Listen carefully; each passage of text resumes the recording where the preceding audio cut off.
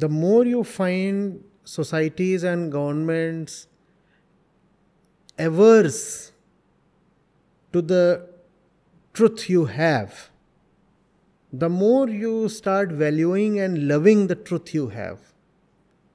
It does happen.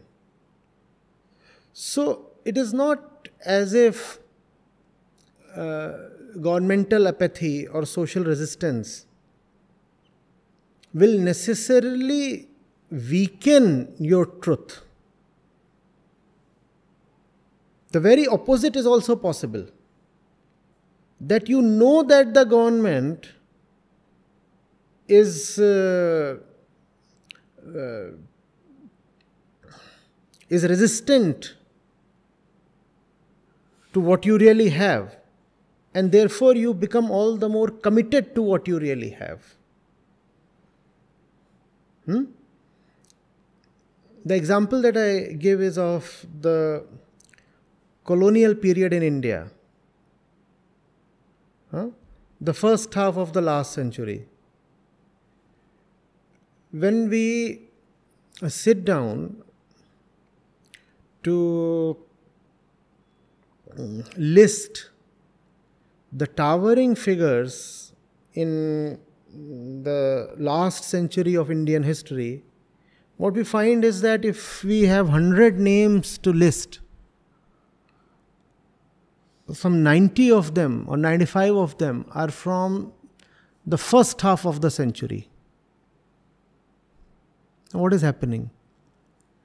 You see, India got independence in 1947, and that's the first half of the century. The conditions were just not right for any kind of greatness to prosper.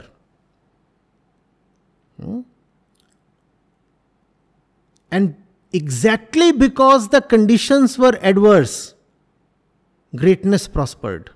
And when the conditions become favorable, what we found was deterioration in the human spirit. After 1950 till the year 2000, we do not see much individual greatness in India. But we see a decent level of economic progress, and India becomes a bigger military power, and those things happen. Literacy levels rise, and people are given rights, and there is so much that people can do, and people make very little use of those rights. And there was a time in the first half of that century when the British were not giving too many rights to Indians, and in spite of that, we had great literature coming, and we had the Nobel Prize in literature. And not only the Nobel Prize, much of what is valuable in the literary dimension comes from that first half. We had revolutionaries we swear by even today. So how was that happening? All that was happening in the face of adversity. Right? I fully appreciate the importance of the right conditions. But then it is not necessary that favorable conditions are to be called as the right conditions. It's ironical. So, I'm not saying that we should deliberately turn the conditions unfavorable and that people should be oppressed and terrorized, and that will bring out the greatness in them. No.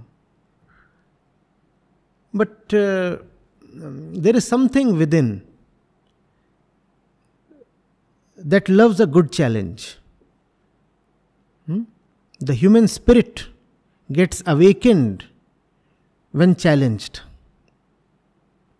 Right? So I will not therefore give too much importance to what the governments are saying and what's the general social attitude I would rather give primacy to the individual. If the individual can be set alight, then great things just happen. Government, societies, conditions, all these then become things to be overcome easily.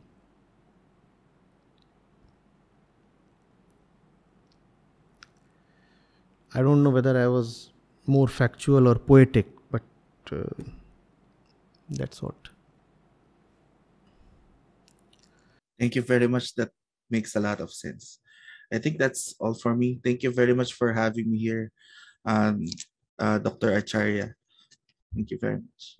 Thank you.